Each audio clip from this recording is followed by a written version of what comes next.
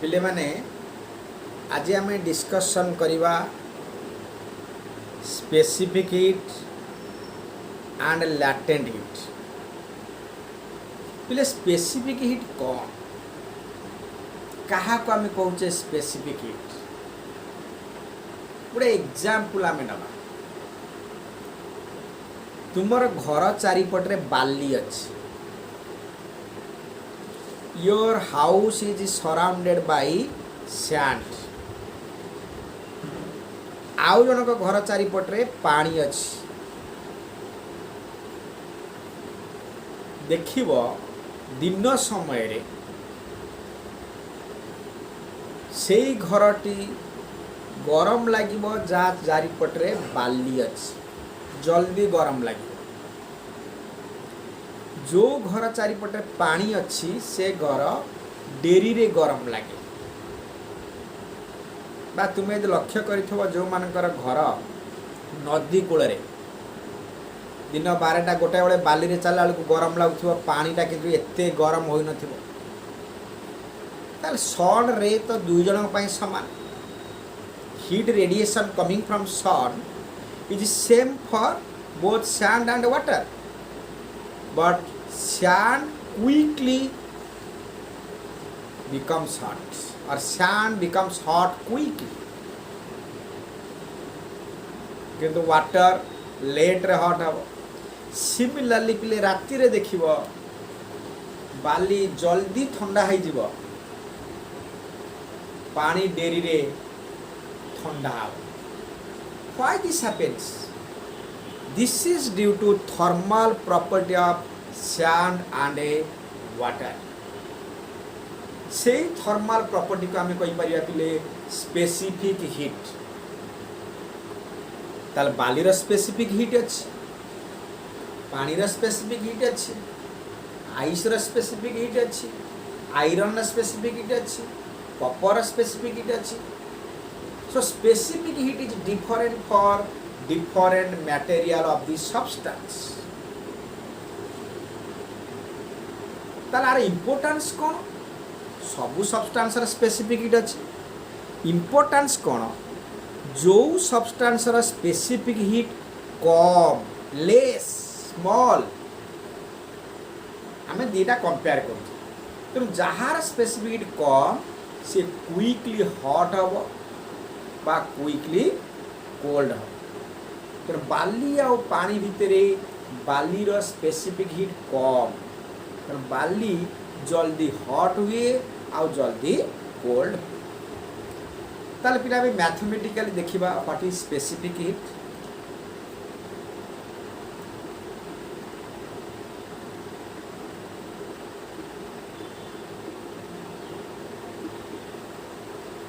पिले specific heat कौन देख आमे केमिति मैथमेटिकली कैलकुलेट करबा तमे गोटे कंटेनर रे 5 लिटर वाटर नेल ताको हीट देल ता टेम्परेचर बढ़िला 5 लिटर वाटर जगह जड़े नब 50 लिटर वाटर ताले सेति की टेम्परेचर बढ़िया पई हमको अधिक हीट देवा पड़िबो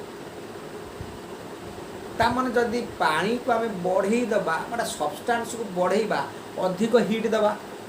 ताले आम लिखि परिया mathematically Q is directly proportional to air Q हला heat given to the substance M हला mass of that substance तो mass बढ़िले Q बढ़ी थाए ये गेन कौन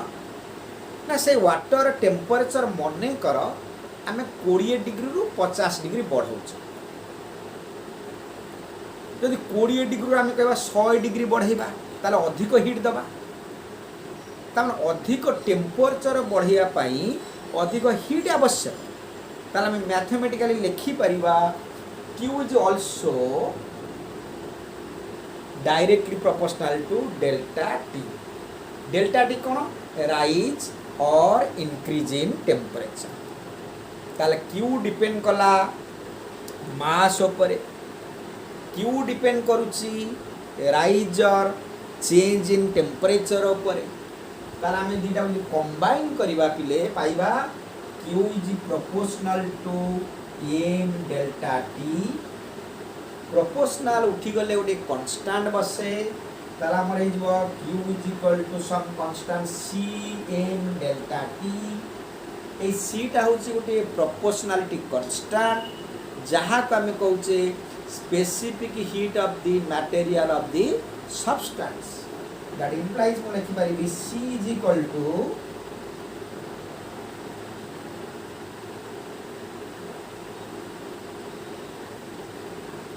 आमे C नैचे कोटी S निया जाई पारे so you should not worry about that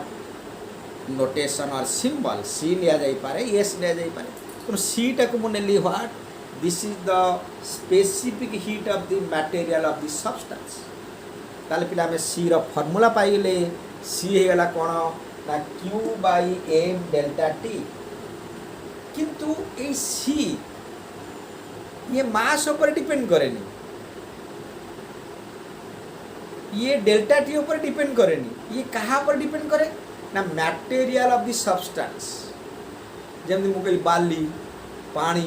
कि आयरन जदि बाली रो स्पेसिफिक हीट अछि वाटर रो स्पेसिफिक हीट अछि आयरन रो स्पेसिफिक हीट अछि तो specific heat of a substance is a constant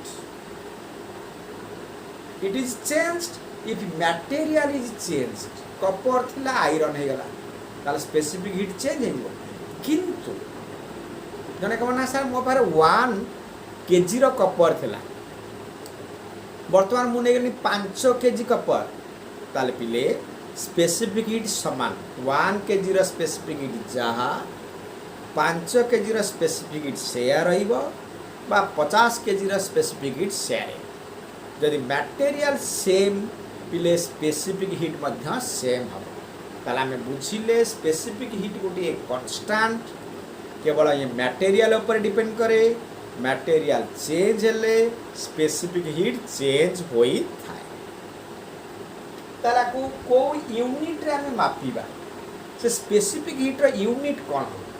ना क्यू माने कोन हीट ताको हम कहि परिबा जूल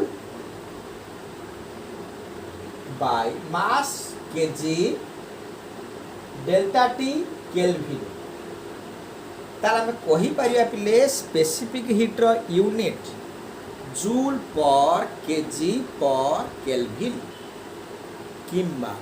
अन्य प्रकार हमें कहि थाउ क्यू टा को मध्य हमें मापू कैलोरी मास टा मध्य हम कहि परिबा ग्राम डेल्टा टी कहि परिबा डिग्री सेल्सियस ताले स्पेसिफिक हीट रे हमें यूनिट जानिले को यूनिट रे हमें मापुचे इठी किछि एग्जांपल पिले मु दउची स्पेसिफिक हीट रा वाटर रा स्पेसिफिक हीट होची water 1 calorie per gram degree Celsius एटा कहां पे नेली ना दिस इज फॉर वाटर एटा कांस्टेंट एटा मध्य एई यूनिट रे हम एक्सप्रेस करि परिबा joule per KG per kelvin करि परिबा कारण गोटे कैलोरी हो 4.2 जूल गोटे ग्राम हो 10 to the power -3 KG degree Celsius जहाँ केल्विन से कहीं कि ना delta T change in temperature टा केल्विन में पिले जा हुए सेल्सियस मध्य सेया तो आम ए यूनिट रे मध्य एक्सप्रेस करि पारिबा जोटा कि हम तुम जानिच जे 1 calorie per gram degree Celsius जहाँ तुमर होची 4200 जूल पर केजी केल्विन से आइदर तुम्हें कहि परिबो 1 calorie per gram degree Celsius और यू से 4200 जूल पर केजी केल्विन कारण 1 कैलोरी होची 4.2 joule this is -3 eta hoji joule kg kelvin after solving you will get this one tale pile mane ei jo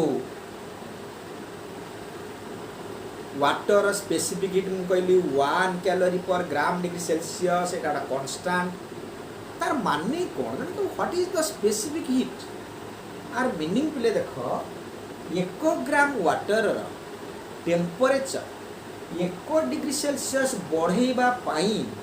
1 calorie heat आवश्यक। ताମାନେ आपको एमती कहि परिबा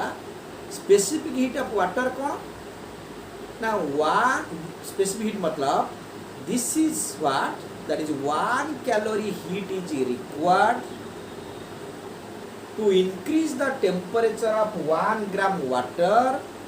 through 1 degree Celsius rise in temperature। जने के मना sir मु 5 ग्राम वाटर नेबी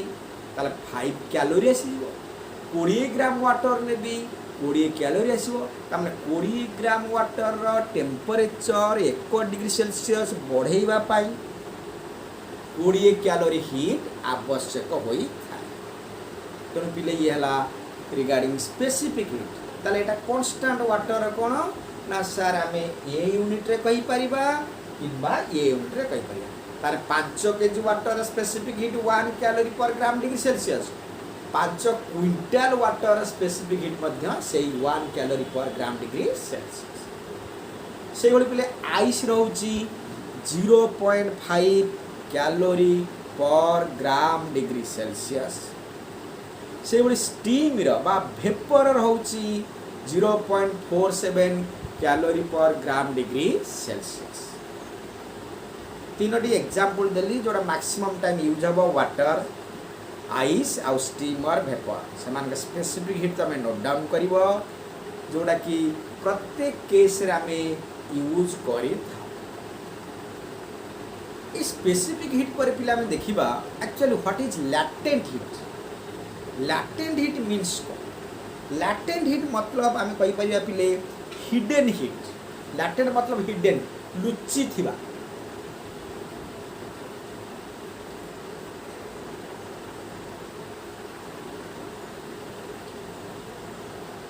तार माने कौन बुझिया पिले लैटेंट हीट बा हिडन हीट को केस रे यूज हुए जेतो बळे चेंज स्टेट माने स्टेट रो चेंजेस आसो change of state change of phase जने फेज कोन ना सर मैटर रो नॉर्मली हमें तीनोटी स्टेट नौ solid liquid gas normally तीनोटी solid जेतो लिक्विड हबो स्टेट चेंज हुए लिक्विड जेतो गैस हबो स्टेट चेंज हुए तो तुम स्टेट चेंज कई परिबो बा फेज चेंज कई परिबो कोन ना when solid is converted into liquid there is change of phase or state when liquid is change into gas or vapour you say there is change of state बा change of phase रे हमर आसी थाए latent heat किंतु specific heat आम जो discussion कले एटा कोटी आसे ना सारे फेज चेंज हेबनी सॉलिड सॉलिड हे रहिबो लिक्विड लिक्विड हे रहिबो गैस गैस हे रहिबो। एग्जांपल मु कहिबी जे मु नेइची 10 ग्राम वाटर तार टेम्परेचर 20 डिग्री रु 40 डिग्री बढ़ेबी तार तुमर एही फार्मूला पड़िबो Q = CM डेल्टा T जने के माने सर 20 डिग्री रु 100 डिग्री बढ़ेबी ताले सेही फार्मूला पड़िबो Q = CM डेल्टा T किंतु जने के सर 20 डिग्री रु 130 डिग्री बढ़ेबी इले 130 रे से वाटर होई नथिबो से वेपर हे जिवो ता माने स्टेट चेंज हे जिवो तो स्टेट चेंज हेले ये फार्मूला अप्लाई हबनी तो ये फार्मूला जोड़ा में पढ़िले स्पेसिफिक हीट पाई Q = CM डेल्टा T जो जगह रे स्टेट चेंज होई नाही माने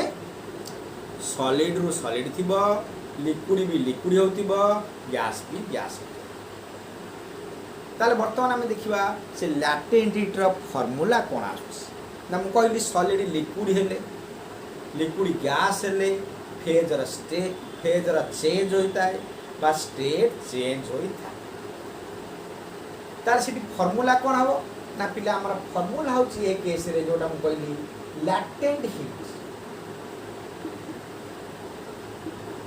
बा हमें कहि परिबा हिडन हीट काहे कि कहू जे पिले हिडन हीट तार माने कोन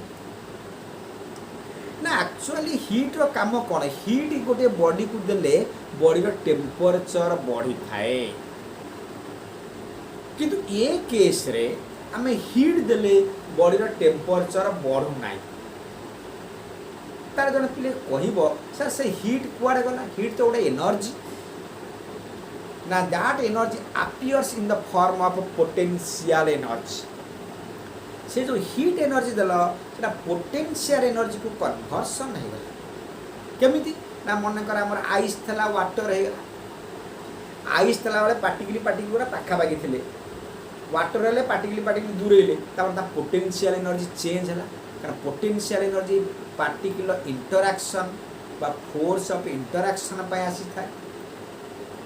तो जो हीट आम आइस को देइथिले जेतले से वाटर हे गला से हीटा पोटेंशियल एनर्जी को कन्वर्सन हो जाउछ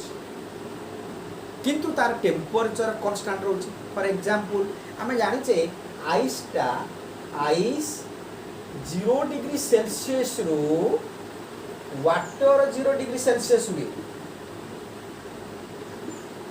ताल देखो आइस थला सॉलिड वाटर हे जाइछ लिक्विड सॉलिड रे लिक्विड ता माने स्टेट चेंज हेछ बा फेज चेंज हेछ ताले 0 डिग्री सेल्सियस ये भी 0 डिग्री सेल्सियस आइसटा 0 रे मेल्ट करे तुमे जानिछ ता माने टेम्परेचर कांस्टेंट किंतु स्टेट चेंज ता अर्थ इठी जो हीट दिया जाइछ आइस को से लुचिकी रही तार काम है कौन ना से पोटेंशियल एनर्जी फॉर्म रे बाहर पड़े जेहेतु हीट लुचिला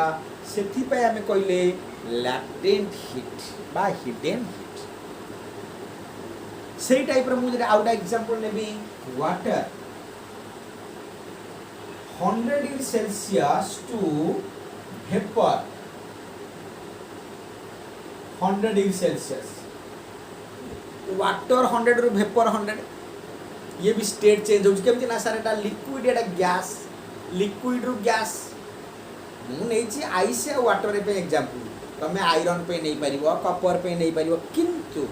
से मानकर मेल्टिंग पॉइंट जानिथिबा दरकार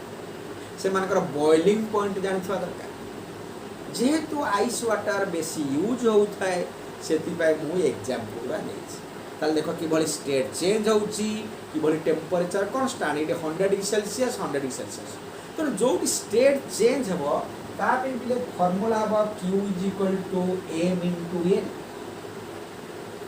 m होउची मास ऑफ द सब्सटेंस माने कर मास ऑफ द वाटर ये हला तार लैटेंट हीट आ q हला अमाउंट ऑफ हीट केते अमाउंट ऑफ हीट देइछे वाटर को q अमाउंट ऑफ हीट देले तार से वाटर टा कोन हबो वेपर हबो 100 डिग्री सेल्सियस वाटर 100 रु वेपर 100 तुम कह ना सर वाटर 20 डिग्री रु वेपर 100 हबो नै वाटर 20 रु वाटर 100 रु वेपर 100 आइस 0 रु वाटर 0 80 टेम्परेचर स्टेट चेंज होई थाए तार फार्मूला लिखिलो बिले q ml ये हला लैटेंट हीट कार से सब्सटेंस रो इदा हम एग्जांपल न होचे आइस वाटर तार लैटेंट हीट आउट फ्यूजन कहउचे 80 कैलोरी पर ग्राम एटा सॉरी एटा हे होछ तमरा लेली कोन एटा लैटेंट हीट तमरा जोडा कार ओके आइस पाइ नै छी ठीक अछि आइस रो लैटेंट हीट होछ कते ना 80 कैलोरी पर ग्राम तो माने ना 1 ग्राम आइस 0 डिग्री रु वाटर 0 हवा पाई कन्वर्सन हवा पाई 80 कैलोरी हीट आवश्यक से भली मुने भी वाटर रु वेपर तार लैटेंट हीट हबो एटा लैटेंट हीट हबो वेपराइजेशन भी ये पहुंच लैटेंट हीट ऑफ फ्यूजन एटा हबो 536 कैलोरी पर ग्राम 536 कैलोरी पर ग्राम ता माने जड़े बुझिबो कोन ना 1 ग्राम वाटर 100 डिग्री सेल्सियस अछि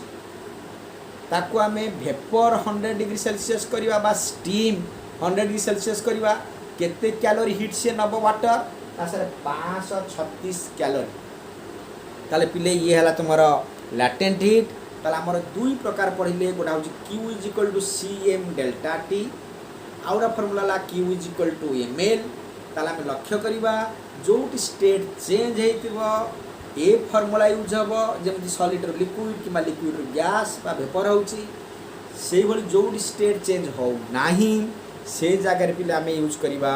Q is equal to Cm delta T ए जो C स्पेसिफिक हमको दिया जाइथिबो बा हम जेम जानिले वाटर आइस स्टीम पाई से भली ये लैटेंट हीट हमको दिया जाइथिबो सपोज आयरन नि आइची किस आ कुछ कॉपर नि आइची ताले एटा दिया जाइथिबो किंतु हम जानि गले आइस रो वाटर हबो 80 कैलोरी पर ग्राम बा हम कहूचे 536 कैलोरी पर ग्राम होउची वाटर रो स्टीम ओके पिले